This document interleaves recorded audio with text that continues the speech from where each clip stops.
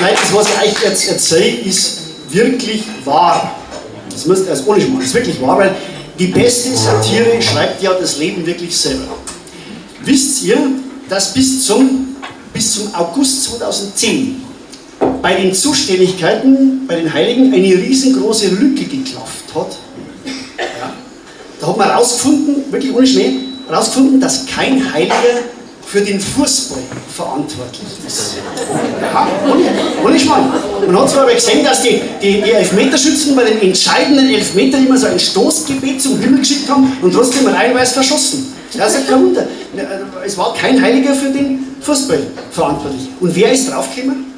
Wer ist draufgekommen? Eine Nation, die bis heute den göttlichen Beistand in Sachen Fußball bitter nötig hat. Wer? Die Österreicher, ganz genau. Wirklich, Österreich. Und zwar genau gesagt ein Kärntner, ein findiger Geschäftsmann namens Manfred Pesack, der hat gesagt, ja, das ist ja kein Wunder, dass wir im Fußball nichts dreisten. Wir haben keinen Schutzheiligen, wir brauchen einen. Aber wisst ihr was, das war jetzt gar nicht so einfach, weil ich meine, wissen Sie, wie man Schutzheiliger wird? Ich sag's Ihnen, viel einfacher als Sie glauben. Meine theologischen Recherchen haben ergeben, dass jeder Gläubige ein Vorschlagsrecht hat. Und dann braucht nur noch der zuständige Bischof zustimmen und schon prompt werden Sie vom Heiligen zum Schutzheiligen befördert. So einfach ist es. Aber so einfach war es jetzt auch wieder nicht, weil ich meine, wen nimmst du jetzt da? Habe mich mit einem Computerspezialisten zusammengetan, der hat für mich sämtliche heiligen Datenbanken gescannt, fusioniert, gescreent und ausgewertet.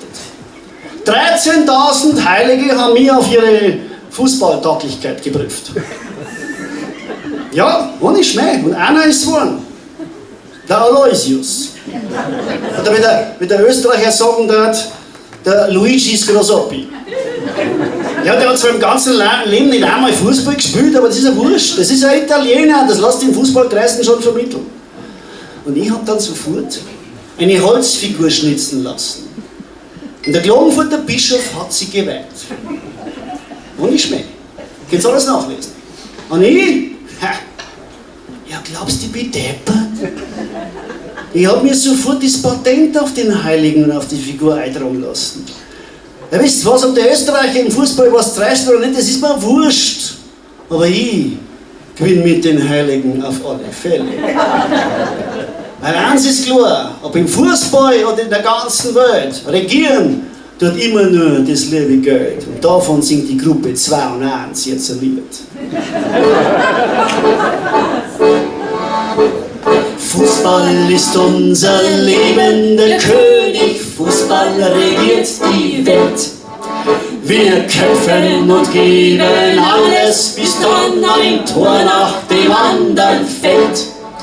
Ja, einer für alle, alle für einen, wir halten fest zusammen. Und ist der Sieg dann unser, sie freut und er für uns alle bestellt. Und laufen die Spiele, fallen die Tore, einmal nicht so wie wir wollen. Ja, dieses Problem, das lösen wir gleich, dann musst heute ein bisschen was zahlen.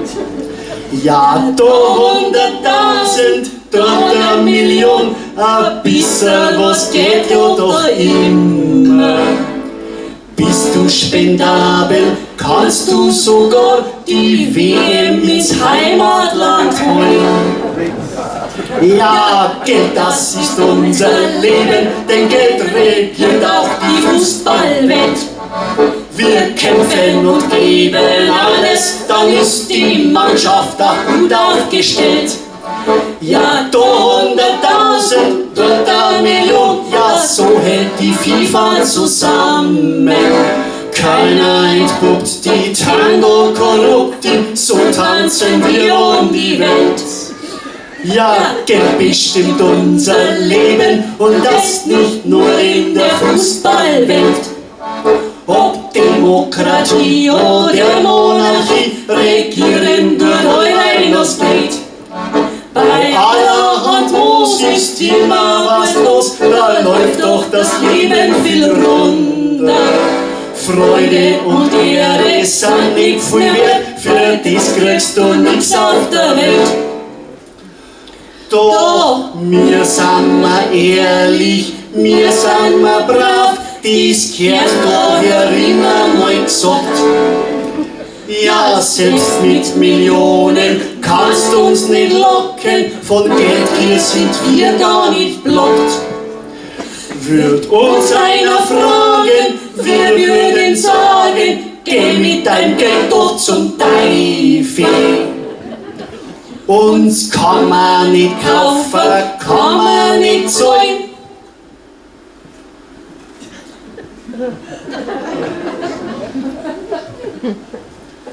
Uns hat aber noch niemand gefragt. Euch geht's doch genauso, schaut's euch doch an, euch hat grad noch niemand gefragt.